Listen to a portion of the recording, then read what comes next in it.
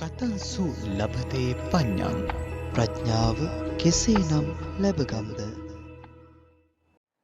බුදු සරණ වේවා, සදහම් සරණ වේවා, සංඝ සරණ වේවා, මෙතුන් සරණින් ජයම වේවා. ඒ උතුම් පැතුමත් සමගින් අදත් අපට අවසරයි ආරම්භ කරන්නට ඔබේ ප්‍රඥාවේ ඇස දල්වාලනු පිණිස බෞද්ධ රූපවාහිනිය බෞද්ධ ගුවන්විදුලිය සජීව ලෙසින් ඉදිරිපත් කරන කතංසු ලබතේ පඤ්ඤං ප්‍රඥාව කෙසේනම් ලැබගම්ද යන මාතෘකාව පදනම්ව පවත්වන සදහම් කතිකාව. සදහවතුනි, ඊට මත්තෙන් අද 2021 වර්ෂයේ ජූනි මාසේ 30 වනදා මේ මාසේ නම් අවසාන දවස. හැබැයි මීට 14 වසරකට පෙර ආතුව මේ ලක්ධරණී තලයේ මාධ්‍ය ඉතිහාසයේ රන් අකුරින් බැබළුණු දවසක් විදිහට අද දවස හඳුන්වන්නට පිළිවන්. වෙනත් විදිහකට කිව්වොත් එදා මෙදාතුර කාල පරාසයක මෙරට මාධ්‍ය ඉතිහාසයේහි හැරවුම් ලක්ෂ්‍ය බඳු වූ බෞද්ධ රූපවාහිනිය බෝධිසත්ව ගුණෝපේත පරම පූජනීය අපවත් වී වදාළ දරණාගම කුසල ධම්ම නාහිමි සමිඳුන්ගේ උදාරතර සංකල්පයකින් ආරම්භ වුණේ අදවන් වූ පුණ්‍යවන්ත දවසක. ඉතින් ඒ 14 වසරක කාල පරාසය තුල ඔබේ හිතසුව සදන්නට ධර්ම sannivedana සේවාව දියත් කරන්නට අප්‍රමාණව කැප වුණු ඊටාම කෙටි කාල පරාසයක් තමන් වහන්සේගේ විවේකයේ පිනිස මේ පැය 24ක කාල රාමුවෙන් වෙන් කරගෙන, හැබැයි ඊට වඩා තුන්ගුණයක කාලයක් ධර්ම sannivedanaya වෙනුවෙන් සමාජීය මෙහෙවරයන් වෙනුවෙන් කැපවුණු, ඒ වෙනුවෙන් තමන් වහන්සේගේ ජීවිතයෙන් වැඩි හරියක් වෙන් කළ පරම පූජනීය දරණාගම කුසල ධම්ම නාහිමි සමිඳුන් ඊටාම ගෞරවයෙන් පුණ්‍යානුමෝදනා පූර්වකව සිහිපත් කරගෙන අද වැඩසටහන අපි සමාරම්භ කරන්නේ එදා කුසල ධම්ම නායක හාමුදුරුවෝ අපවත් වෙන්නට පෙර ආතුව තමන් වහන්සේ කරවුර දැරූ ඒ මහා මාධ්‍ය වගකීම, සමාජීය මෙහෙවර, ඒ වගකීම් කන්දරාව පවරන්නට යෙදුනේ තමන් වහන්සේගේ එකම ශිෂ්‍ය පුත්‍රයාණන් වහන්සේ වන වර්තමාන ශ්‍රී සම්බෝධි විහාරාධිපති බෞද්ධ මාධ්‍ය ජාලයේහි වත්මන් සභාපති ධූරීන අවසරයි අපට නම සිහිපත් කරන්නට පූජනීය බොරලන්දේ වජිරඥාන නායක ස්වාමින් වහන්සේ හට. ඉතින් අද දවසේදීත් මේ වැඩසටහන අර්ථයෙන් ධර්මයෙන් පරිපූර්ණ කරන්නටත් මේ පැය 24ක කාල රාමුව පුරා දිවෙන නිර්මල නිකැලැල් ශ්‍රී සද්ධර්මය සමාජගත කරන්නටත් නිබඳ අවවාද අනුශාසනාවන් ලබා දෙන්නේ වර්තමානයේ අපේ නායක හාමුදුරුවෝ. ඉතින් අපේ අද සදහම් කතිකාවත ආරම්භ කරන්නට පෙර ආතුව බෞද්ධ රූපවාහිනී නාලිකාවේ ඒ සාඩම්බරණීය ඉතිහාසය පිළිබඳව, හැබැයි අභියෝගාත්මක කාල වකවානුව පිළිබඳව, තමන් වහන්සේගේ ගුරු දේවෝත්තමයන්න් වහන්සේ පිළිබඳව මතකය ආවර්ජනය කරමින්ම අද වැඩසටහනට පූර්විකාවක් සපයන්නට, එහෙම නැත්නම් සමාරම්භයක් ලබා ගන්නට ගෞරවනීය නායක ස්වාමින් වහන්සේට ආරාධනා කරනවා. ඊට මත්තෙන් මතක් කරන්නට ඕනේ අද අපේ වැඩසටහන යම්කිසි ලෙසකින් හෝ ප්‍රමාදයටපත් උනේ මේ දිනවල වැඩසටහන් විශේෂයෙන්ම පටිගත කිරීම ගණනාවක් සිද්ධ වෙනවා. දායක කාරකාදිය නොමැති වුණත් නිසි සෞඛ්‍ය මාර්ගෝපදේශයන්ට අනුකූලව අලුත් ධර්මදේශනාවක්, අලුත් වැඩසටහනක් ඔබේ නෙත් මානයට, දෙසවන් මානයට ගෙනෙන්නට අපේ කාර්ය මණ්ඩලය විශේෂයෙන්ම වෙහෙස මහන්සි වෙලා කටයුතු කරනවා. ඒ විශේෂ පටිගත කිරීමක් තිබූ නිසා අපේ වැඩසටහනට යම්කිසි ප්‍රමාදයක් වුණත් අපි මෙතෙන් පටන් වැඩසටහන ආරම්භ කරමින් මා පෙර පැවසූ පරිදි ඒ අභීත අතීතය පිළිබඳව මතක් කරන්න ගෞරවනීය නායක ස්වාමින් වහන්සේට ගෞරවයෙන් ආරාධනා කරනවා. ගෞරවනීය මහානායක මාහිමිපාණන් වහන්සේලා, අනුනායක මාහිමිපාණන් වහන්සේලා ඇතුළු සම්පූජනීය මහා සංඝරත්නයන් අවසරයි. ශ්‍රද්ධාවන්ත කාරුණික පින්වතුනි, අපේ භාග්‍යවතුන් වහන්සේ දේශනා කළා මේ උතුම් ශ්‍රී සද්ධර්මය විවෘත වුණු තරමට තමයි බැබලෙන්නේ කියලා. තථාගතප්ප වේදිතෝ භික්ඛවේ ධම්ම විනයෝ විවටෝ විරෝචති නෝ පටිච්චන්නෝ. මහණෙනි මගේ ධර්මය විවෘත වෙන තරමටයි බබලන්නේ, වැසුණු පමණට බැබලෙන්නේ නැහැ කියලා. ඉතින් ඒ නිසා අපි දන්නවා මේ උතුම් ලංකා ධරණී තලයේ උතුම් සම්මා සම්බුද්ධ ශාසනය ඒ විදිහට අතුරුදහන් වන තුරුම පවතින බව භාගතුන් වහන්සේ අදිෂ්ඨාන කළා පරිනිර්වාණ මංචකයේදී පවා. ඉතින් මේ අදිෂ්ඨානයත් එක්ක මේ උතුම් ශ්‍රී සද්ධර්මය ඉදිරියට පවත්වාගෙන යන්නට මනුෂ්‍ය රත්නයන්ට වගේම දෙවි දේවතාවුන් වහන්සේලාට පවා භාගතුන් වහන්සේ යම්කිසි පැවරීමක් සිද්ධ කළා. ඉතින් මේ පැවරීමේ සද්ධර්මයේ පැවැත්ම හඳා පවතින්නේ උතුම් මහා සංඝරත්නය මත. සම්මා සම්බුද්ධ ශාසනය කියලා කියන්නේ උතුම් සංඝරත්නය. ඉතින් සංඝරත්නය නිසා තමයි බුදුරජාණන් වහන්සේ පිළිබඳවත් බුදුරජාණන් වහන්සේගේ බුද්ධ ඥානයන් පිළිබඳවත් මේ ලෝකයට පෙන්වලා දෙන්නේ. ඒ වගේම තමයි ශ්‍රී සද්ධර්මය ලෝකයට විවෘත කරන්නෙත් උතුම් මහා සංඝරත්නය. ඉතින් ඒ නිසා තමයි විනයෝ නාම ශාසනස්ස ආයු කියලා බුදුරජාණන් දේශනා කළේ ශාසනයේ ආයුෂය රඳා පවතින්නේ විනය නිසා කියලා. එතකොට විනය කියලා කියනකොට හික්මීම කියලා කියනකොට ඒ හික්මීමේ උත්තරීතරත්වය උසුලන්නේ උතුම් මහා සංඝරත්නය. ඉතින් ඒ නිසා අපේ භාග්‍යතුන් වහන්සේ වැඩ සිටින අවදීදී ධර්මාන කාලේ වැඩ සිටිය උතුම් මහා සංඝරත්නය. එතකොට උතුම් මහා සංඝරත්නය ඉතා දීර්ඝ කාලයක් වර්ෂ 2000 විදියට ගණනක් මේ වෙනකොට සම්මා සම්බුද්ධ ශාසනය පවත්වාගෙන පැමිණිලා. ඒ වගේම තමයි අපේ අහලා තියෙනවනේ දැන් මේ 5000ක් කල් මේ සම්බුද්ධ ශාසනය පවතිනවා කියලා. 5000ක් කල් සම්බුද්ධ ශාසනය පවතිනවා කියලා සඳහන් වෙලා තියෙන්නේ පරිනිර්වාණ සූත්‍රයේ. අපි දන්නවා භික්ෂුණී ශාසනය ආරම්භ කිරීම පිළිබඳව භාග්‍යතුන් වහන්සේ ප්‍රතික්ෂේප කළ අවස්ථා කීපයකදීම. ඒතර හතරවෙනි අවස්ථාවේදීත් ආනන්ද ස්වාමීන් වහන්සේ භාග්‍යතුන් වහන්සේට සිහිපත් කරපු නිසා තමයි අෂ්ට ගරු ධර්ම දේශනා කරලා මේ සම්මා සම්බුද්ධ ශාසනයේ පැවැත්ම පිළිබඳව යම්කිසි ඒ විදිහට අදිෂ්ඨානයක් භාග්‍යතුන් වහන්සේ ලැබුවේ. ඒතකොට එතන උපමාව තමයි භික්ෂුණී ශාසනය ආරම්භ කරනවා නම් සම්මා සම්බුද්ධ ශාසනයේ පැවැත්ම ඒ විදිහට අඩක් බවට පත් වෙනවා. භාගයක් බවට පත් වෙනවා. එතෙන්දී බුදුරජාණන් උපමාවක් වශයෙන් තමයි ගත්තේ වසර අවුරුදු 10000ක් කල් මේ සම්මා සම්බුද්ධ ශාසනය පවතිනවා නම් එයින් අඩක් එහෙම නැත්නම් 5000ක් කල් තමයි පවතින්නේ මේ සම්මා සම්බුද්ධ ශාසනය කියලා. ඉතින් අපිට එතකොට ඇත්තටම භාග්‍යතුන් වහන්සේ නමක් ලෝකීට පහළ වෙලා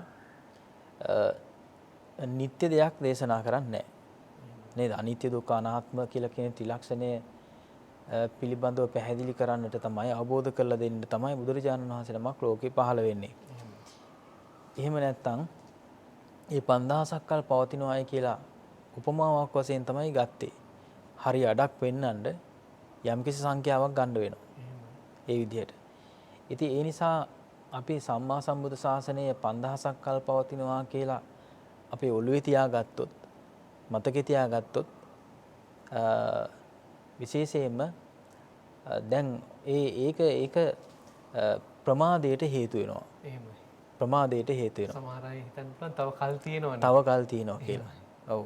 එතකොට ගොඩාක් අය බලාගෙන ඉඳී භාග්‍යතුන් වහන්සේ අර නිර්මිත බුද්ධ නේද? ඉදුරුවක් මවාගෙන ධර්ම දේශනා කරන වෙලාවේ ඒ විදිහට නිවන් අවබෝධ කරගන්න. එහෙමයි. ඉතින් ඒ නිසා ඒ පිළිබඳව නෙවෙයි බුදුරජාණන් වහන්සේ මෙතෙන්දී අපිට දේශනා කළේ. විශේෂයෙන්ම සම්මා සම්බුදු ශාසනයේ විතර පැවැත්ම රඳා පවතින්නේ විශේෂයෙන්ම විනය කියලා කියන ඊටාම වටිනා ඒ විදිහට මානසික පදනම මත. එහෙමයි. ඉතින් විශේෂයෙන්ම ඒ උත්තරීතර මහා සංගරුවන එහෙම නැත්නම් එදා ඉඳලා අද දක්වාම මේ ශාසනය බබළුවන්නට ලෝකේ පහළ වුණු උතුමන් වහන්සේලා අතර ශ්‍රී සම්බෝධි විහාරාධිපති බෞද්ධ ආමාත්‍යාලයේ නිර්මාතෘවර ගෞරව ශාස්ත්‍රවේදී අප ගුරු දේවෝත්තම දරණාගම කුසල ධම්ම මහා ස්වාමීන් වහන්සේ අප හැම දිනාගේම කල්යාණ මිත්‍රයන් වහන්සේ හැටියට ඒ විදිහට සිතක් පහළ වුණා මේ උතුම් ශ්‍රී සද්ධර්මයේ විද්‍යුත් මාධ්‍ය ඔස්සේ කොහොමද ලෝකයට විවෘත කළ දෙන්නේ කියලා. ඉතින් එහෙම සිතක් පහළ වෙන්න සහන් ලේසි පහසු කෙනෙකුට පුළුවන් කමක් නැහැ. නේද? ඒත් හැමෝටම මේ විදිහට සිත් පහළ වෙන්නේ නැහැ. ඒකට මහා පිනක් තියෙන්න ඕනේ. ඒ උතුම් පින් සිටිවිල්ල නිසා තමයි විශේෂයෙන්ම මේ වෙනකොට වර්තමානයේ වෙනකොට තවත් විද්‍යුත් මාධ්‍ය නාලිකා ඒ විදිහට ලංකාවේ තවත් බිහි වෙන්නේ. අපව පූර්වාදර්ශයක් කරගෙන. ඒ විදිහට. අපි දන්න දැන් තායිලන්ත වගේ රටක් ගත්තාම තායිලන්තෙත් ඒ විදිහට වැඩසටහන් තියෙනවා. එහෙම නැත්නම් රූපවාහිනී නාලිකා තියෙනවා. බෞද්ධ නාලිකා තියෙනවා. ඉතින් තේරවාදී බුදුදහම ලෝකයට ව්‍යාප්ත කරන්නට එහෙම නැත්නම් ලෝකයට ගෙන යන්නට එදා අපේ නායක ස්වාමීන් වහන්සේ ආරම්භ කරන්නට යෙදුණු බෞද්ධ නාලිකාව විවෘත කරලා අද වෙනකොට වසර 14ක් ඒ විදිහට සම්පූර්ණ වෙනවා. ඒ නිසා අපේ ප්‍රාර්ථනාව තමයි අපේ නායක ස්වාමීන් වහන්සේගේ චිත්තසංතානයේ හදසංතානයේ තුල පහළ වුණු මේ සිතුවිල්ල දිගින් දිගටම පවත්වාගෙන යන්නේක. ඇත්තටම බුදුරජාණන් වහන්සේ අදිෂ්ඨාන කළා නම් සම්මා සම්බුද්ධ ශාසනය මේ ලංකා ධර්ණී තලයේ තමයි පවතින්නේ කියලා. එතෙන්දී ඒ විදිහට ඒ අදිෂ්ඨානයටම ඇතුළත් වෙනවා. ඒ විදිහට මේ සෑම ක්‍රියාදාමයක්ම ධර්මයේ ව්‍යාප්ත කිරීමට ධර්මයේ බබළුවන්නට යම්කිසි ඒ විදිහට ග්‍රන්ථ සම්පාදනය වෙනවා නම් ඒ වගේම තවත් විදිහකින් බැලුවහම මේ කටවහරෙන් එහෙම නැත්නම් ධර්මදේශනා මාර්ගයෙන් ඒ විදිහට මේ ධර්මයේ ව්‍යාප්ත වෙනවා නම් තවත් පැත්තකින් ගත්තාම ඊටාම පහසු සහ ඒ වගේම හැමදිනාටම ඊටා වේගයෙන් ඕනම වෙලාවක ඕනම අවස්ථාවක බුදුරජාණන් වහන්සේගේ බුදු වදනක් ශ්‍රවණය කරන්නට අවස්ථාව සලසා ගන්නට මේ විද්‍යුත් ඒ විදිහට තරංගමාලා ඔස්සේ අපිට හැකියාව ලැබෙනවා. ඒක මහා ආශ්චර්යයක් බවට පත් වෙනවා. එතකොට අපිට සිහිපත් කරන්න පුළුවන් එහෙම නැත්නම් කෙනෙකුට හිතන්න පුළුවන් මේ බෞද්ධ නාලිකා බිහිවීම පිළිබඳව බුදුරජාණන් වහන්සේගේ අධිෂ්ඨානයක් තිබුණේ නැහැ නේ කියලා නේද? ඉතින් මේ හැම ඒ විදිහට විශේෂයෙන්ම සම්මා සම්බුද්ධ ශාසනයේ පැවැත්ම රඳා පවතින සෑම දෙයක්ම බුදුරජාණන් වහන්සේ අධිෂ්ඨාන කළ පරිදි තමයි සිද්ධ වෙන්නේ. ඉතින් ඒ නිසා විශේෂයෙන් අද දවසේ අපි අධිෂ්ඨාන කරන්නේ ප්‍රාර්ථනා කරන්නේ අපේ පූජනීය දරණාගම කුසල ධම්ම නායක ස්වාමීන් වහන්සේගේ හදවත වගේ තමයි එතකොට බෞද්ධ නාලිකාව කියලා කියන්නේ. ඉතින් මේ වෙනකොට අපේ නායක ස්වාමීන් වහන්සේ ප්‍රාර්ථනා කරන්නට යෙදුනේ මේ සියලු පින්කම් සිද්ධ කරලා සම්මා සම්බුද්ධත්වයේ. ඉතින් ඒ නිසා ඒ බුද්ධත්වයේ පිණිස පාරමී ධර්මයන් සම්පූර්ණ කර ගැනීම පිණිස අප හැමදෙනාම අදිෂ්ඨාන කරමු ප්‍රාර්ථනා කරමු නායක ස්වාමීන් වහන්සේට නිදුක් නිරෝගී සම්පන්නියෙන් යුක්ත දීර්ඝා සම්පන්නියෙන් යුක්ත ජීවිත පෙළක් ලබාගෙන පාරමී ධර්මයන් සුවසේ සම්පූර්ණ කොටගෙන චතුරාර්ය සත්‍ය ධර්මයන් ස්වයං භෝඥානෙන් අවබෝධ කරගෙන අසංඛ්‍ය ගණන් සත්‍යයන් දුකින් මුදවාලන්නට ලෝතුරා බුදු බව පිණිසම මේ පින් හේතු වාසනා වේවා කියලා සාදු කියලා ප්‍රාර්ථනා කරමු. සාදු සාදු සාදු. ඒ වගේම අද දවසේ බුදුරජාණන් වහන්සේ දේශනා කොට වදාළ උතුම් ශ්‍රී සද්ධර්මය මාධ්‍ය ඔස්සේ ශ්‍රවණය කරනවා නම් ඒ ශ්‍රවණය කරන හැමදෙනාම මේ උතුම් බුද්ධ වචනේ ශ්‍රවණය කරන්නේ අපේ නායක ස්වාමීන් වහන්සේ නිසා. ඒ ගෞරවය, ඒ පුණ්‍ය ශක්තිය, ඒ කුසල ශක්තිය නායක ස්වාමීන් වහන්සේට තමයි හිමි වෙන්නේ. ඒක එතනින්ම අපිට පේනවා ඇත්තටම අපේ නායක ස්වාමීන් වහන්සේගේ බුද්ධත්වයේ පිණිස තැබූ අදිෂ්ඨානයේ බලය කොච්චරද කියලා. එහෙමයි නායක ස්වාමීන් වහන්සේ. ඒ උතුම් පරම පිවිතුරු ප්‍රාර්ථනාව පෙරදරිවයි තරණාගම කුසල ධම්ම නායක ස්වාමින් වහන්සේ මෙවැනි මහා මාධ්‍ය ව්‍යාපෘතියක් එහෙම නැත්නම් මාධ්‍ය ක්‍රියාන්විතයක් ඔබේ අපේ හිතසුව පිණිස දියත් කළේ. අපේ නායක ස්වාමීන් වහන්සේ සඳහන් කළ පරිදි මේ ධර්මය ලොවට විවෘත වන තරමට තමයි මේ බබලන්නේ. ඒ විවෘත කිරීම වෙනුවෙන් පෙර ගමන්ගත් කුසල ධම්ම නායක හාමුදුරුවෝ බෞද්ධ රූපවාහිනී නාලිකාව ආරම්භ කළාට පස්සේ අපව පූර්වාදර්ශය කරගෙන බොහෝමයක් මාධ්‍ය නාලිකා බිහි වෙලා ඒවායිනුත් ධර්ම සංනිවේදන සේවාව සිදුවීම තුළින් අපිට පේන්න තියෙන්නේ මේ ධර්මය ලොවට විවෘත වීම. ඉතින් මේ නිර්මල නිකැලැල් ශ්‍රී සද්ධර්මය මොනියම් ආකාරයකින් හෝ අවබෝධ කරගෙන ඒ බුද්ධ වචනය අනුව යමින් නිවන් මඟ රුවන් දොර විවර කරගන්නට ඔබට මට අප සියලු දෙනාටම හැකියාව ලැබේවා කියන ප්‍රාර්ථනාවත් සමගින් අපි මේ කෙටි කාල වේලාව උපයෝගී කරගෙන අද අපේ වැඩසටහනට ප්‍රවිෂ්ඨ වෙන්නට බලාපොරොත්තු වෙනවා. ඉතිරිව සඳහන් කරන්න තියෙන කාරණාවන් වැඩසටහන අවසානයේදී මතක් කිරීමේ බලාපොරොත්තු ඇතිව.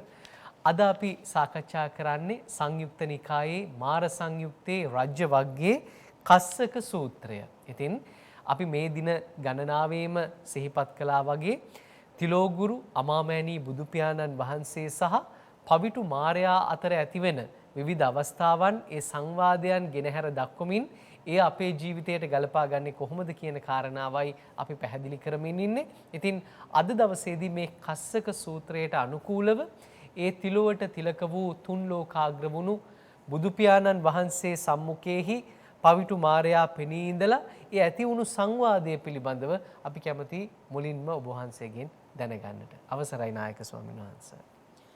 වාසනාවන්ත පින්නතුනේ අපි කාල වේලාවත් එක්ක අපේ ශ්‍රෝත දේශනාව අපි අද සාකච්ඡා කරමු. සහන් මතක් කළා වගේ මාර සංයුත්තේ රාජ්‍ය වර්ගයේ කස්සක සූත්‍රය තමයි අපි සාකච්ඡා කරන්නේ. එතකොට කස්සක කියලා කියන්නේ ගොවියා කියලා කියන එක. එහෙමයි. එතකොට කස්ස කියලා කියන්නේ ගොවියා කියලා කියන එක. අපි බලමු මේ ගොවියා කොහොමද මේ සූත්‍ර දේශනාවට ඇතුල් වෙන්නේ කියලා. එකල්ලි භාග්‍යතුන් වහන්සේ නිවන පිළිබඳව දැහැමි කතායෙන් භික්ෂූන්ට කරුණු දක්වන සේක. සමාදම් කරවන සේක. තෙද ගන්වන සේක. සිත හර්ෂ ගන්වන සේක. ඒ භික්ෂූහුද වැඩ ඇත්තක් කොටගෙන මෙනෙහි කොටගෙන මුළු සිතින් එක් කොටගෙන යොමු කළ කන් ඇත්තා හෝ බනසත්. එතකොට භාග්‍යතුන් වහන්සේ නිවන පිළිබඳව අරමුණු කරගෙනමයි මේ දේශනාව සිද්ධ කරලා තියෙන්නේ. ඒ වගේම ඒ වෙලාවේ පවිටු මාරයාට මේ විදිහ අදහසක් පහළ වෙනවා. මේ මහාන ගොයම් නිවන පිළිබඳව දැහැමි කතායෙන් භික්ෂූන් ඒ විදිහට අර විදිහටම සිත සතුටු කරවන්නට තමයි මේ දැන් සෝදානම් වෙන්නේ. එහෙම. වෙලායි කල්පනා කළා ප්‍රඥාව වසන්නට මහාන ගොයම් වෙත මම එළඹෙන්නේ නම් මැනවයි. මේ විදිහට මේ පවිතු මාරයා කල්පනා කළා වික්ෂුන් වහන්සේලාගෙත් ඒ වගේම භාග්‍යතුන් වහන්සේගෙත් ප්‍රඥාව වහන්නට මම දැන් මොකක් හරි උපක්‍රමයක් කරන්නට ඕන කියලා. එහෙමයි. ඒ විදිහට මේ කතා වෙන සූත්‍ර දේශනාවට අදාළව පවිටු මාරයා බුදු පියාණන් වහන්සේ සම්මුඛයට පැමිණිලා ඒ අවස්ථාව පිළිබඳව නායක ස්වාමීන් වහන්සේ පැහැදිලි කිරීම සිද්ධ කළා. මීළඟට නායක ස්වාමීන් වහන්සේ මෙවැනි අවස්ථාවන්හිදී පෙර අවස්ථාවන් වල වගේම භාග්‍යවතුන් වහන්සේ හඳුනා ගන්නවා මේ ගොවියෙකුගේ වෙස්යෙන් පැමිණෙන්නේ පවිටු මාරයා කියලා. ඉතින් ඒ අවස්ථාවේදී ඒ ගොවියාගේ වෙස්ගත් මාරයා අමතා බුදු පියාණන් වහන්සේ යම්කිසි ප්‍රකාශයක් සිද්ධ කරනවා. ඒ වගේම ඊට පිළිතුරු ලබා දෙනවා පවිටු මාරයා විසින්. අපි මේ සූත්‍ර දේශනාවට අදාළව ඒ කාරණාව ඔබ වහන්සේගෙන් විමසන්නට කැමතියි. දැන් සහන් දැන් කොහොමද මේ ගොවියෙක් විදිහට එන්නේ කියලා මේ විදිහට සඳහන් වෙනවා.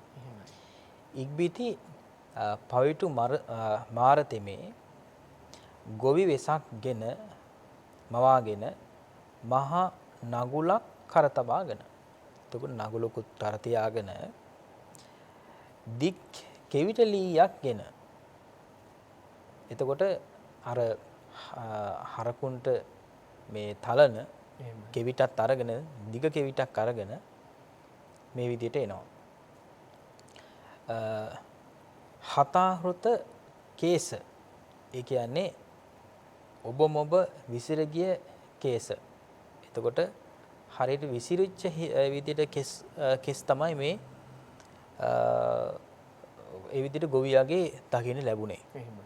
අටුවාවේ සඳහන් වෙනවා ඉදිරිපස තියෙන කෙස් පිටිපසට ගිහිල්ලා පිටිපස්සේ තියෙන කෙස් ඉස්සරහටත් ඇවිල්ලා ඊළඟ පැත්තෙන් පැත්තටත් තියෙන කෙස් ඒ පැත්තට විසිරලා අවුල් ස්වභාවයක් දකින්න ලැබුණා කියලා. ඉතින් මේ විදිහට විසිරිච්ච කෙස් එතකොට ඇතිව තමයි ගොවියෙක්ගේ ස්වභාවයෙන් දැන් මේ පැමිණෙන්නේ. මෙතන සඳහන් වෙනවා හනවතක් ඇඳ. එතකොට හන වලින් නිර්මාණය කරගත්ත වස්ත්‍රයක් තමයි දැන් මේ ඇඳගෙන එන්නේ. ගොවියෙක්ගේ ස්වභාවයෙන්. ඊළඟට මඩ වැකුණු පයින් යුක්තව කකුල් දෙකේ හොඳටම මඩක් ගාගෙන. හොඳට මඩ ගාගෙන භාග්‍යතුන් වහන්සේ වෙත එළඹියේ. භාග්‍යතුන් වහන්සේ දැන් ඉස්සරහට එනවා. එළඹ භාග්‍යතුන් වහන්සේට මෙය කීය. ශ්‍රමණය ගොනුන් දැක්ක හිත.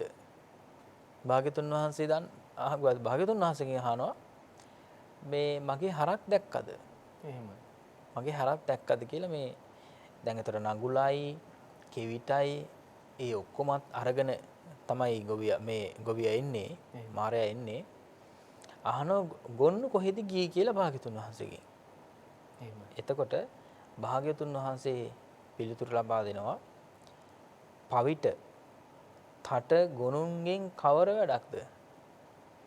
එතකොට පවිට මාරයා කියලා බුදු භාග්‍යතුන් වහන්සේ දැනගෙන මාරයාට කියනවා දැන් ගොවියන්ටනේ හරකුන්ගෙන් ප්‍රයෝජනයක් වැඩක් වෙන්නේ. එහෙමයි. දැන් ඔබට මොකටද මේ හරකුන්ගෙන් ඔබට මොකටද? එහෙමයි. කියලා තමයි මේ වෙලාවේ භාග්‍යතුන් වහන්සේ මුලින්ම හඳුනාගත්තේ. එහෙමයි. නායක ස්වාමීන් වහන්සේ මේ අවස්ථාවේදී මේ පවිටු මාරයා ලබා දුන්නු පිළිතුර වගේම බුදු පියාණන් වහන්සේ තමන් වහන්සේ ලෞතුරා සම්මා සම්බුද්ධත්වය අවබෝධ කළ නිසාම මේ පවිටු මාරයාට මීළඟට දේශනා කරන්නේ කුමක්ද මේ తත්වය හඳුනාගත්තට පස්සේ? සහන් දැන් මේ කතාවෙන් අපිට පේනවා මේ ප්‍රකාශයෙන් පේනවා මාරයාට කොච්චර අවබෝධයක් තිබුණාද කියලා. එහෙමයි. ශ්‍රමණය ඇස මාගේමය. ඇස මගේමය. රූප මගේමය. චක්කු සම්පස්සය හා විඥානායතනය ද මගේමය. ශ්‍රමණය කොහි ගොස් මා කෙරෙන් මිදෙන්නේහිද? ශ්‍රමණය කන මාගේය, ශබ්දය මාගේය, සෝත සම්පස්සය හා විඥානායතනය මාගේය. ශ්‍රමණය නැහැය මාගේය, ගන්ධය මාගේය, ගාහන සම්පස්සය හා විඥානායතනත් මගේමයි. ශ්‍රමණේ දිව මාගේය, රස මාගේය, ජීවහා සම්පස්සය හා විඥානායතනය මාගේමය. ශ්‍රමණය කය මාගේමය. ස්පර්ශාවිය එහෙම නැත්නම් ස්පර්ශය මාගේමය. කාය සම්පස්සය හා විඥානායතනය මාගේමය. ශ්‍රමණය සිත මාගේමය. ඒ වගේම දහම් හේවත් අරමුණු මාගේමය. මනෝ සම්පස්සය හා විඥානායතනය මාගේමය. ශ්‍රමණය කොහි ගොස් මා කෙරෙන් මිදෙන්නේහිද? අන්න භාග්‍යතුන් වහන්සේ හසු කරගන්න උත්සාහ කරපු එහෙමයි ආකාරය. එතකොට මගේ තමයි මේ අභ්‍යන්තර ආයතන, මගේ තමයි මේ බාහිර ආයතන, මේත් එක්කම ඒ විදිහට ස්පර්ශය සකස් වෙනවා. ස්පර්ශය සකස් වෙනවත් එක්කම විඥානායතනේ ඒ හැම එකටම විඥානායතනේ සම්බන්ධ වෙනවා. මෙහෙම මේ විදිහට තමයි මගේ කියලා මේ සියල්ලක්ම මේ කය මගේ, මේ හිත මගේ කියලා, එහෙම නැත්නම් මේ ජීවිතේ මගේ කියලා හසු කරගන්නේ. එහෙමයි. එතකොට එහෙම හසු කරගන්න කෙනෙකුට ඒ විදිහට කෙනෙක්ව හසු කරගන්න පුළුවන්. පහසුවෙන්ම හසු කරගන්න පුළුවන්. එහෙමයි. මගේ කරගත්ත කෙනෙකුට ඔබත් මගේ කරගන්න පුළුවන්. ආන්නේ වගේ ඒ නිසා මට ඔබ වහන්සේ හසු කරගන්න පුළුවන්. එහෙමයි. කියලා තමයි ඔබ මාගෙන් මිදෙන්න, ඔබට මගෙන් මිදෙන්න පුළුවන් කමක් නැහැ කියලා තමයි මාරයා මේ වෙලාවේ භාග්‍යතුන් වහන්සේට මතක් කළේ. එහෙමයි. නායක ස්වාමීන් වහන්සේ දැන් අපිට පෙර අවස්ථාවන් වලදීත් වැටහෙනවා මේ පවිටු මාරයාටත් යම්කිසි අවබෝධයක් තියෙනවා මේ ධර්මයේ පිළිබඳව. නමුත් අර පෙර කළ පව් තියෙනවනේ, එය නිසියාකාරයෙන්ම අවබෝධ කරගන්න මාරයාටත් තව කල් තියෙනවා කියලා තමයි අපිට පේන්නේ. නමුත් මේ සියල්ලම වළක්වන්න තමයි අදටත් මේ පවිටු මාරයා බලන්නේ. අපි අතරත් මාරයා කොයියම් හෝ ස්වරූපයකින් කොයියම් හෝ අවස්ථාවක පෙනී හිටින්න පුළුවන්. මේ අපි සිද්ධ කරන සියලුම යහපත් දේවල් කුසල කර්මයන් වළක්වාලන්න. ඉතින් මේ පිළිබඳවත් අවබෝධයක් ලබා ගන්න අපි මීළඟට නායක ස්වාමීන් වහන්සේ විමසන්නට කැමති ලෞතුරා සම්මා සම්බුද්ධත්වයේ නම් වූ ඒ උතුම් බුද්ධ රාජ්‍යය ළඟා කරගත්තු පුරුෂ රත්නය හමුවේ තමයි මේ වගේ පිළිතුරක් පවිටු මාරයා ලබා දෙන්නේ. ඉතින් මේ අවබෝධය නිසාම බුදු පියාණන් වහන්සේ මේ පවිටු මාරයා ආරම්භයා යම් දේශනාවක් සිද්ධ කළා නේද?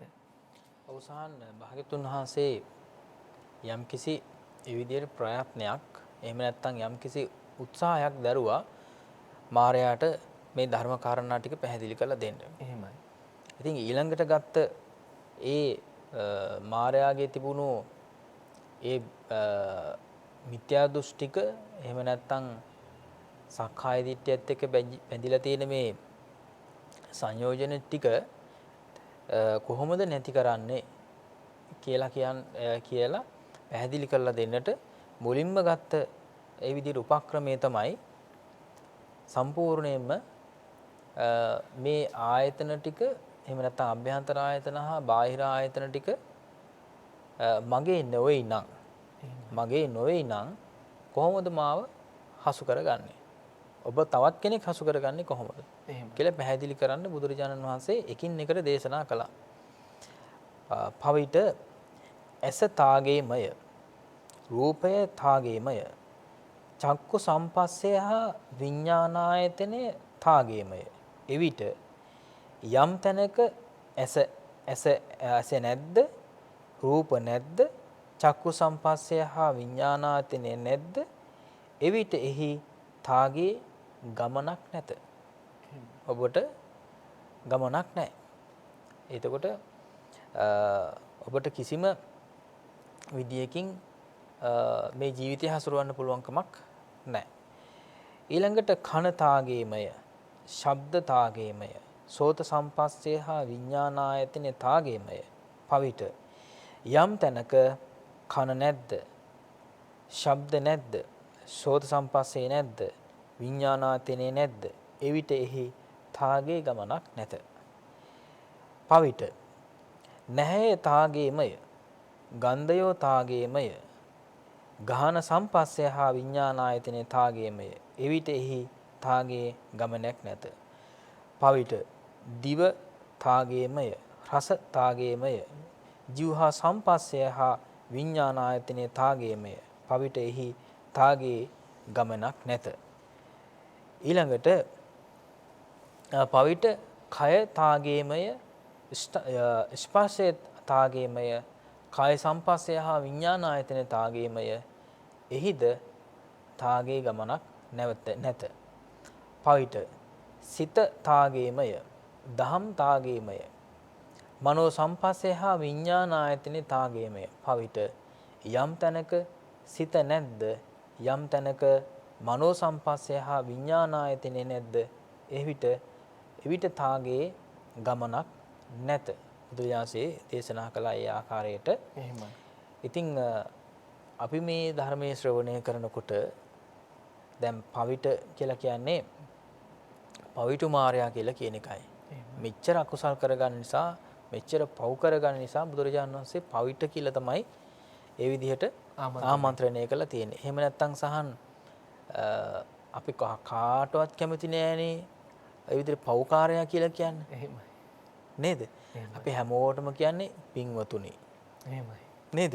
පින්වතුනි කියලානේ. එහෙමයි. ඉතින් භාග්‍යවතුන් වහන්සේ සම්පූර්ණයෙන්ම මේ පව් කරන්නටම එහෙම නැත්නම් තවත් විශාල පිරිසක් ඒ පවට ඒ විදිහට ඒක රාශී කරගන්නට උත්සාහ කරන මායя හඳුන්වලා තියෙන්නේ විදිහට පවිට කියලාම තමයි. එහෙමයි. ඉතින් ඒ නිසා මෙතෙන්දී අපිට හැම සූත්‍ර දේශනාවකින්ම පැහැදිලි වෙන්නේ මායя මේ ධර්ම කාරණා අවබෝධ කරගත්තේ නැතත් අපිට මේ ශ්‍රවණය කරන ධර්මය ශ්‍රවණය කරන භික්ෂුන් වහන්සේලා සහ සිව්වණක් පිරිස කෙසේ හෝ මේ ධර්මය අවබෝධ කරගන්නට කියලා තමයි මේ හැම සූත්‍ර දේශනාවක්ම දේශනා කරන්නේ. ඉතින් ඉතිරි අර්ධය අපි ඊළඟ සාකච්ඡාවේදී සිද්ධ කරමු. එහෙම නැත්නම් මේ සූත්‍ර දේශනාවේ අන්තර්ගතයත් එක්ක අපිට ලොකු පරාසයකට මේ ධර්ම කාරණා ටික ඉගෙන ගන්නට අධ්‍යයනය කරන්නට අවබෝධ කරගන්නට නොහැකි වෙනවා.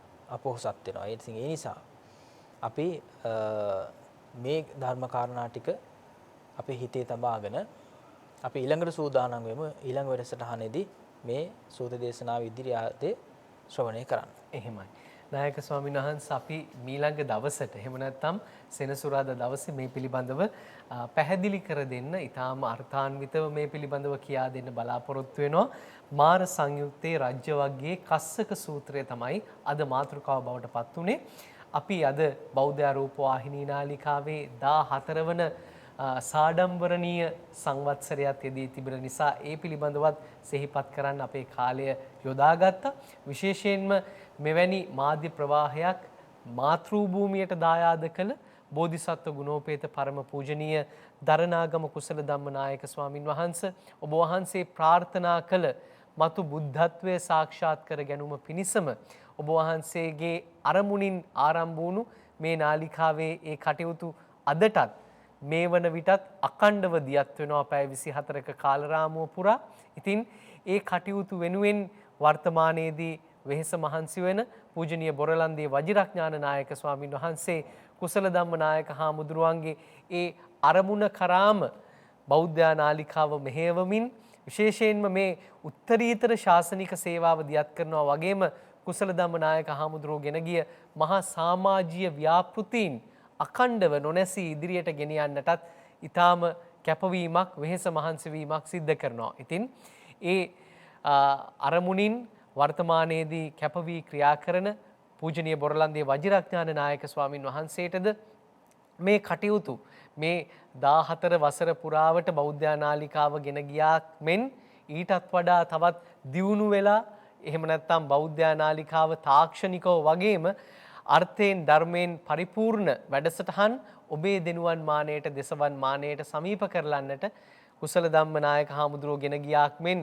වජිරඥාන නායක ස්වාමින් වහන්සේටද සමස්ත කාර්ය මණ්ඩලයටද ශක්තිය ධෛර්යය ලැබේවා කියලා අප ඉතසිතින් ප්‍රාර්ථනා කරනවා. ඒ වගේම විශේෂයෙන්ම ස්තුතිවන්ත වෙන්නට ඕනේ මේ කටයුතු වෙනුවෙන් අවවාද අනුශාසනාවන් ලබා දෙන අති ගෞරවනීය මහානායක මාහිමිපාණන් වහන්සේලා ත්‍රිනිකායේම අනුනායක මාහිමිපාණන් වහන්සේලා ප්‍රදාන බෞද්ධ නාලිකාවේ මේ කටයුතු වෙනුවෙන් අවවාද අනුශාසනාවන් ලබා දෙන ත්‍රිනිකායේම මහා සංඝරත්නයටත් බෞද්ධ නාලිකාවේ සූවිසි පැය මුළුල්ලේම දියත්වන ධර්ම දේශනාවන් පවත්වන ධර්ම දේශකයන්න් වහන්සේලාට විශේෂයෙන්ම බෞද්ධ රූපවාහිනිය බෞද්ධ ගුවන්විදුලියේ මේ ධර්ම දේශනාවන් පවත්වන සියලුම මහා සංඝරත්නයට අපි පාදාභිවන්දනයෙන් යුක්තව নমස්කාරය පිරිනමන්නට මේ අවස්ථාවක් කරගන්නවා. සාදු සාදු සාදු. ඒ වගේම අපිට හිත ඇති දායක කාරකාදිය නොවන්නට මේ ධර්ම දාණය ලොව පුරා බෙදා හදා දෙන්නට මේ 14 වසරක කාලය පුරා අපිට හැකියාවක් නොවන්නට තිබුණා. නමුත් අද වන විටත් බෞද්ධ නාලිකාව සමග අත්වැල් බැඳගෙන අපිට හිත ඇති දායක කාරකාදිය දානයන් අතර උතුම්ම දානය වුණු ධර්ම දානය ලොවට බෙදා හදා දෙන්නට තමන්ගේ දායකත්වය තමන් දැහැමෙන් සෙමෙන් උපයා සපයාගත් මිල මුදල් වියපැහැදම් කරලා තමන්ගේ පවුලේ තමන් නමින් මිය පරලෝකීය ඥාති හිත මිත්‍රාදියට පින් අනුමෝදන් කරන්නට සුජීවත්ව සිටින සියලු දෙනාටම සෙත් ආශිර්වාද ප්‍රාර්ථනා කරලීමේ අරමුණින් මේ ධර්ම දේශනාවන් සඳහා ඒ වගේම සාකච්ඡා වැඩසටහන් සඳහා දායකත්වය ලබා දෙනවා. ඉතින් අපේ ඒ දායක සුධීමතුන්ටද බෞද්ධ නාලිකාව වෙනුවෙන් අපි හෘදයාංගම ප්‍රණාමය පුද කරන්නටත් අමතක කරන්නේ නැහැ. ඒ වෙනුවෙන් මේ අවස්ථාවක් කරගන්නට කැමතියි. ඒ පිළිබඳවත් මතක් කරමින් මේ 14 වන වසර අපි සාඩම්බරණීයව අර්ථවත්ව ගෙවා දමන්නේ මේ නිසි සෞඛ්‍ය මාර්ගෝපදේශයන්ට අනුකූලව ධර්ම දේශනාවන් පටිගත කරමින් කිසිදු දායක සුධීමතුන් මේ අවස්ථාවට මේ ස්ථානයට සහභාගී කරගන්නේ නැතුව නමුත් අලුත් ධර්ම දේශනාවන් වැඩසටහන් ඔබේ නිර්මාණයට ගෙනෙන්නට අපි නිරන්තරයෙන්ම උත්සාහ ගන්නවා උත්සුක වෙනවා. ඉතින් ඒ වෙනුවෙනුත් අපේ කාර්ය මණ්ඩලයට නැවත නැවතත් අපි ප්‍රණාමය පුද කරමින් ඒ වෙනුවෙන් අර්ථවත් ව්‍යාපෘතියක් දියත් කරන්නට වජිරඥාන නායක ස්වාමින් වහන්සේ කල්පනා කළා. ඒ තමයි පසුගිය COVID-19 රැල්ල ආපු වෙලාවේ පළවෙනි රැල්ල ආපු වෙලාවේ අපි සම්බෝධි විහාරස්ථානයේදී මේ පිළිබඳව මතක් කරලා තියෙනවා කිහිප විටක්ම ශරීරයේ ආවරණය වන ඒ සුව විරුවන්ට ලබා දුන්නු ඇඳුම් අපි පරිත්‍යාග කළා. විශේෂයෙන්ම සම්බෝධි විහාරස්ථානයේම මසා නිම කරලා ඒ වගේම මුඛ ආවරණ ලක්ෂ ගණනින් මසා නිම කරලා අපි පරිත්‍යාග කළා සුව සේවා විරුවන්ට ඒ වගේම බොහෝමයක් සදහැවතුන්ට. ඉතින් එහි මීළඟ අධීරයේදී අපි පරිත්‍යාගයක් වශයෙන් විශේෂයෙන්ම දිස්ත්‍රික්ක 25ම ආවරණය වන පරිදි රෝහල් අරමුණු කරගෙන COVID-19 රෝගයෙන් අපහසුතාවයට පත් වෙලා ඉන්න එහෙම නැත්නම් මේ රෝගයෙන් පීඩා විඳින රෝගීන්ට සහනයක් සරණක් වෙන්න අපි ජල වාෂ්ප ආග්‍රහණය කරන යන්ත්‍ර පරිත්‍යාගය සිද්ධ කළා. එහි දෙවන අදියර ඊටාම සාර්ථකව පොසොන්පුර පසළොස්වක පොහොය දවසේ ක්‍රියාත්මක වුණා. එහි තෙවන අදියරත් මේ වන විට ක්‍රියාත්මකයි. ඒ වෙනුවෙනුත් ඔබට දායකත්වය ලබා දෙන්නට පුළුවන්කම තිබෙනවා වග අපි සිහිපත් කරනවා.